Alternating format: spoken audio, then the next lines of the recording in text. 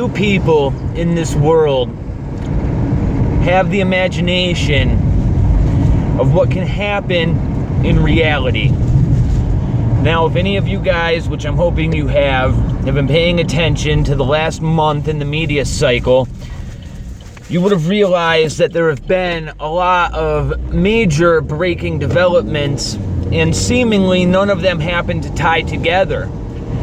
Now, I want to take things back to the very beginning of the month when, on the 4th of July, or right about then, a hoax hit Facebook about an independent person who started a group to literally invade Area 51 in September. I believe it's September 21st. Now, if you look at this posting, it's very easy to see that the manner in which this person articulated what they wanted to do in their posts is very reminiscent of somebody who is part of the internet hive mind, and by that I mean somebody that knows the lingo and terminology of the nerds that run things behind the scenes on sites like 4chan and 8chan. However, you have to realize that the government and the players inside of the government are well versed in this terminology as well. And it would be very easy for them to put this post out themselves. And that is exactly what I think happened. I think this Area 51 hoax is nothing more than a distraction. Because if you look at what happened when this hit, is every single mainstream media outlet and every single independent media outlet on like YouTube, citizen journalism, most people covered this story when it hit. Now, let's look at what happened in the timeline exactly as this story hit. And this is the reason I believe it's a distraction, and that is because Jerry Epstein got arrested at exactly the same time that this story broke. And I remember this distinctly because I was at a party for my family, and everybody was talking about the Area 51 thing on Facebook. And I know I'm a conspiracy theorist, etc., etc. So they all looked at me and they're like, "Are you going?" And I was like, "Hey, we're joking, obviously." And I was like, "Hell no, it's nothing more than a distraction." And they're like, "What do you mean a distraction?" And I was like, "Well, you know, Jerry Epstein getting arrested for child trafficking and sex crimes." And my cousin, who has 2 younger girls, both under 10, stopped me dead in my tracks. And he said, "We don't need to be talking about that right now. It's a sensitive subject." He was pissed. But this is exactly how society is going to react to this kind of news. I looked at him right in his eyes and I said, if it was your little girls that were being trafficked, you would want people to be talking about it now, wouldn't you? And if he could have, he would have punched me in the face. But he shut his mouth because he knew I was right, and the look on the rest of my family said it all. I dropped the subject. However, I'm making this video because you guys do have the imagination for reality. You guys can understand what is going on behind the scenes, so I'm going to do my best to break it down. So Jerry Epstein was arrested on these child sex trafficking charges. Now, if you look at what happened right alongside the Area 51 hoax and this breaking news about Epstein, you have to realize that somebody on Donald Trump's cabinet was the person who gave Epstein the original plea deal, which allowed him to go home 6 days a week while serving a prison sentence for similar crimes that were pled down to lesser crimes so he didn't have to register as a sex offender. But Donald Trump appointed somebody on his cabinet knowing that he gave Epstein this deal. There's no way around it. He would have known that he gave him this deal. Now, why is this relevant? Well, why would Trump knowingly put somebody on his cabinet who gave this man who committed a horrific crime one of the best plea deals known to man? Why would he appoint him knowing that this is going to come out during his presidency? Why would Donald Trump push the DOJ to actually go after Epstein knowing that this guy's on his cabinet? This is where 4D chess and Trump's genius, or at least whoever's helping Trump devise his strategies, genius, is shining through, at least for me and you to see, because the rest of the public doesn't seem to understand what's going on. So by Trump having this guy on his cabinet, it allows Trump to address the Epstein issue in a press conference and bring things to the front of the media. And now the media has no choice but to cover what these crimes originated for. So Trump gets to get up on national TV and use the resignation of this cabinet member as a guise to point out to the mainstream media and the nation all at once what Epstein has done. Now, the thing that's even more interesting about these charges is the fact that they have been on the books and the evidence has been there for a long time. These aren't new charges, okay? The thing is, there's no coincidence in hell that he's getting charged right now, okay? And if you look at what was going on around this same time, you have to realize Epstein was being held in Rikers Island. There's no coincidences, okay? Epstein's being held in Rikers Island. What happens shortly after Epstein gets arrested and is being held in Rikers Island? There's a power outage in New York City. Right around this time, Epstein gets assaulted in his prison cell and is found in a fetal position with marks on his neck. Okay? Right around the time that all of this happened, there's a bunch of information coming out about Epstein Island and how he had mattresses and how he had pictures of underage girls' murals painted on the walls of his so-called gym. There's mattresses in his gym. There's all kinds of implicating stuff being found out about Epstein Island. People are making insinuations about there being an incinerator on the island. However, that makes sense if you're going to be getting rid of garbage and it's a self-sustained ecosystem, right? You're off the grid, you're going to need an incinerator, etc., etc. People are taking things to the extreme, okay? Which is, it's going to end up making things more difficult for us to get out there. That's why I'm not going to sit here and put things into speculation beyond a reasonable doubt. Whatever was going on at that island, we'll find out one way or another. Now, like I said, there was a power outage and Epstein gets assaulted, or they say that he might have tried to commit suicide. However, let's look at the facts. Epstein did not commit suicide, and I'm going to try to commit suicide, and I'm going to tell you how I know.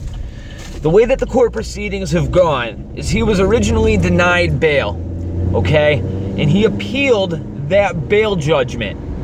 Now, this assault took place in between the original bail being denied, okay? So he's waiting on his appeal to go through while he supposedly committed suicide or tried to commit suicide.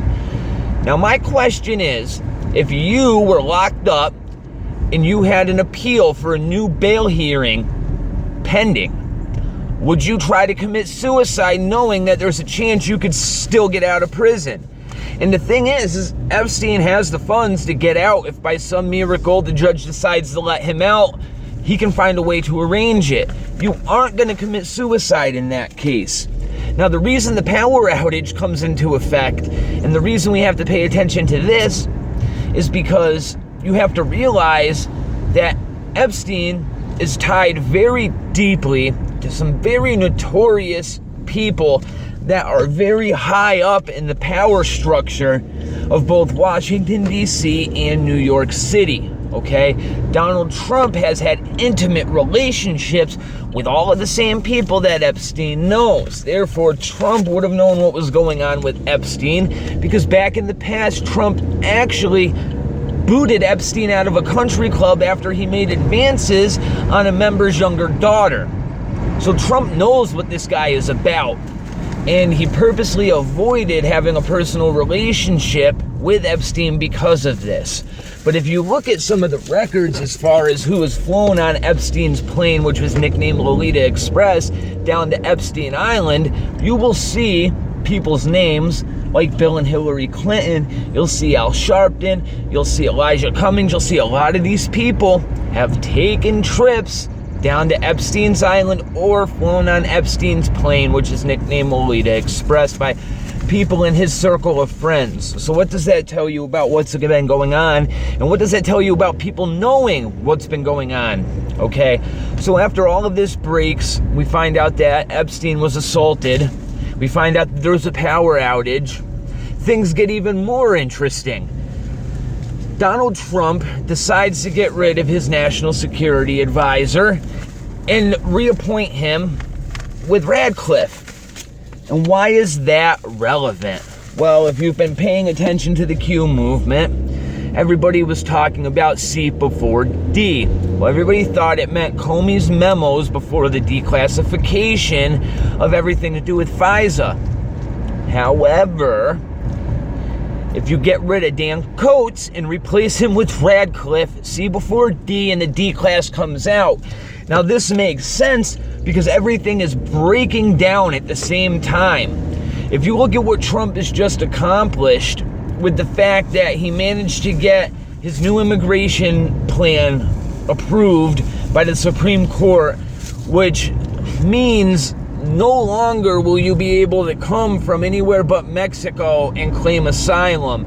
If you have to pass through another country to get to the United States, you have to apply for asylum in the first country that you arrive to that is safe for you to stay in.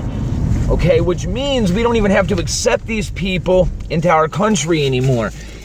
Now, on top of that, the Supreme Court also approved the means in which Trump was trying to get funding for his wall and approved the building of the wall, which means Trump can check off 2 giant check marks on his list of accomplishments right before he manages to drop the D class. We also have to look at the Robert Mueller hearing that just happened last week, because this is where everything ties together and it becomes very, very clear. Robert Mueller got in front of Congress and directly contradicted himself and the report that he was supposedly writing over and over again. And it clearly showed he lacked the tertiary knowledge of what was in the report to begin with.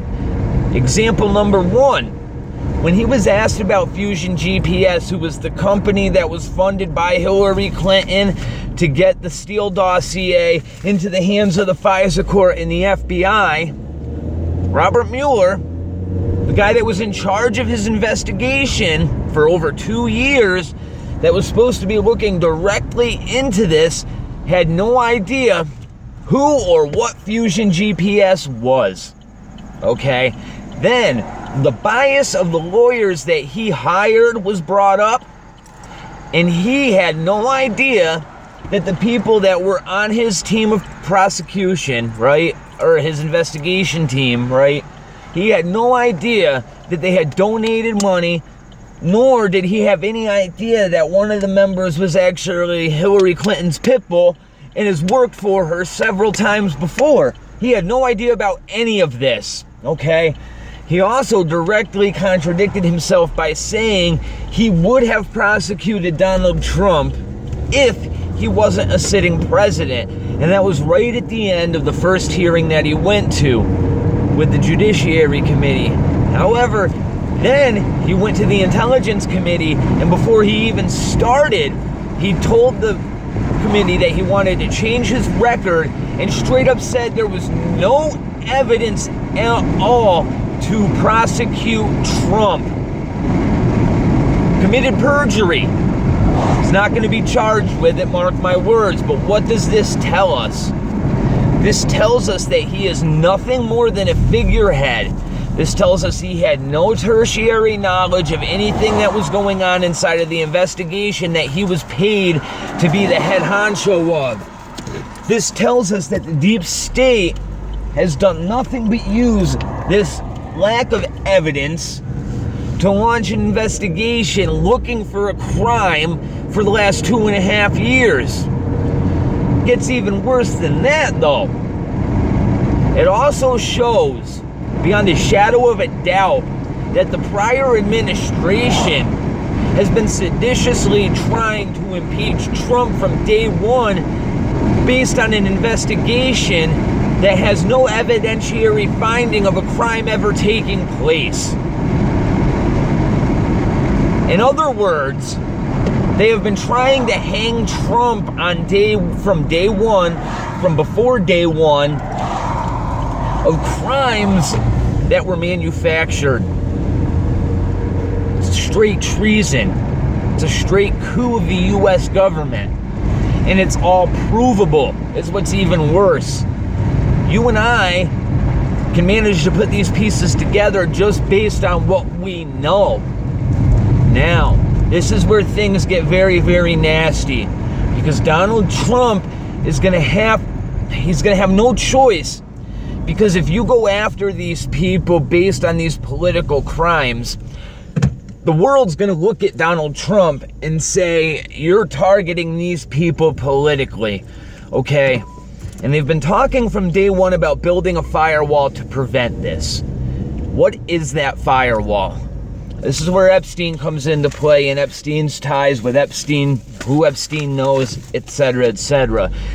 You, as the person launching this initiative against these evil and vile people, have to realize they are going to fight with everything inside of them to stay in power, because they are like wounded rabid animals in a corner right now.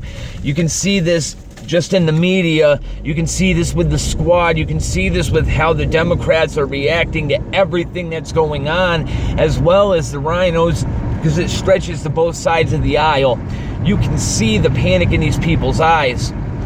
But like I said, you can't go after them just based on the political stuff, or they're going to scream political foul. How do you avoid this? You give them no choice but to accept the fact that I am prosecuting you on these things, or we are bringing to light the darker and more powerful and more vile evils that you people have committed. So by arresting Epstein, by arresting Weiner, you bring into play some of the most damaging evidence you could possibly imagine. Because let's not forget about Weiner. Now, the Southern District of New York and the NYPD supposedly received a laptop that belonged to Anthony Weiner, whom Abedin's husband, when the whole investigation of him talking to a 14-year-old girl and sending her explicit pictures and having a relationship with her was uncovered, and he was prosecuted for that. They received a laptop, and on that laptop there was a file known as life insurance policy. And according to what came out of the NYPD, when detectives watched what was in that folder, they threw up and they couldn't finish watching it. Now, I'm going to leave it up to your imagination as to what was in that folder. But let's think about who Anthony Weiner personally has interaction with and contact with. Hillary and Bill Clinton depended on Huma Abedin as an aide for years and years and years. And let's just say there's rumors out there that Huma was actually Hillary's lover. And if you look at their relationship, it looks a lot closer than them being simply involved in a business relationship. They shared master suites together when they were on business trips, etc., etc. So use your imagination there. However, Anthony Weiner also had intimate knowledge of everybody from inside the DNC and anybody that was involved in Hillary Clinton's foundation. So his ties stretch deep. But let's not forget, the Southern District of New York is the same exact district where they are investigating Epstein. And this is very important, because if you bring Epstein to trial and something inside of the Weiner laptop ends up pertaining to Epstein's exploits, you can introduce that entire life insurance policy file as evidence. And that opens up the doors to everybody that is involved in anything that has to do with Jerry Epstein and Anthony Weiner. So now do you understand why Epstein was attacked coincidentally at the same time they ended up having a power outage in New York City?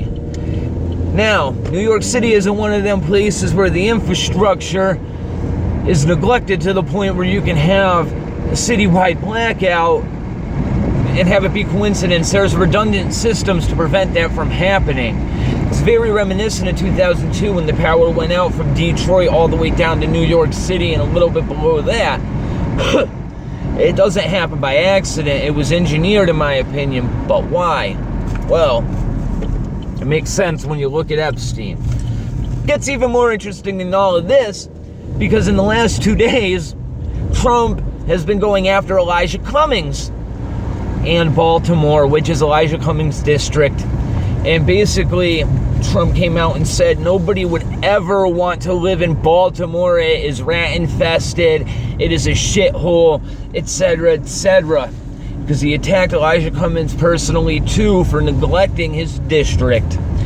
Now, if you look at some of the papers and news sources, they're attacking Donald Trump for saying these things, but Trump is an absolute genius, because if you look at one of these Baltimore papers where Trump said that Baltimore was rat infested, they did an article saying Trump was racist for saying this. However, back in 2018, they had an entire documentary series in their newspaper about how Baltimore and Elijah Cummings' district was so bad that the mayor herself said that she could smell the rats in the district. So how is it racist for Donald Trump to point out the obvious? But you're going to ask me, how does this all tie in? Well, if you remember a name that I said was going to be on this list of people implicated by Epstein, Elijah Cummings, I said, was on it, right? Well, how does Maryland end up tying into child sex trafficking and everything going on with Epstein right now? Well, if you happen to look at the statistics that were actually released yesterday, by coincidence, right? They were released yesterday. It actually shows that Maryland is the second highest rate in the entire country of exploited children and sexual human trafficking. So, is it a coincidence that Jerry Epstein gets arrested, that all of this stuff with reappointing in Trump's cabinet and the resignation of two people that just happen to tie into all of this, that stand between Trump and the D-class, they end up resigning and getting replaced? Is this all a coincidence, or does it all mean something? Now, like I said a million times before, and I've been told by people in my comments, don't waste your time talking about this.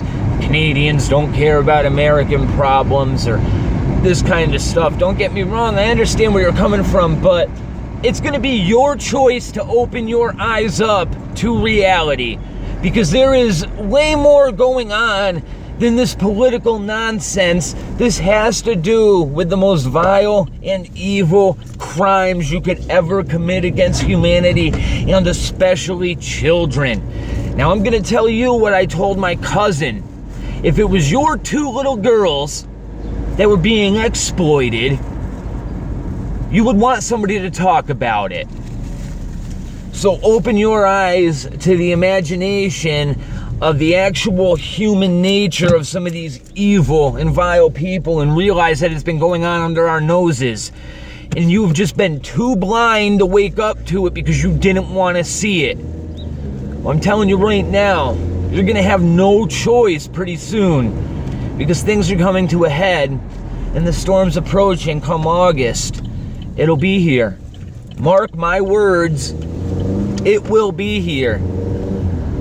It's going to be up to people like you and me to wake our families up to this reality. And I'm telling you right now from personal experience that if family members can do certain things to people they know and love, imagine what somebody who has no emotional interest or care or sentiment for a child could do.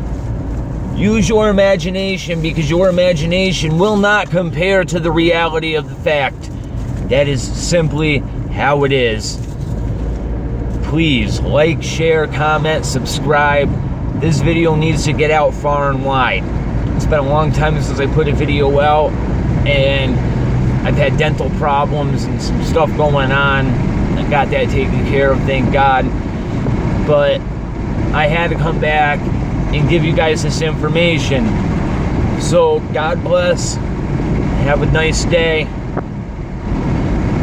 Pray for everybody and value the relationships with the family and friends you have, because it can be taken away from us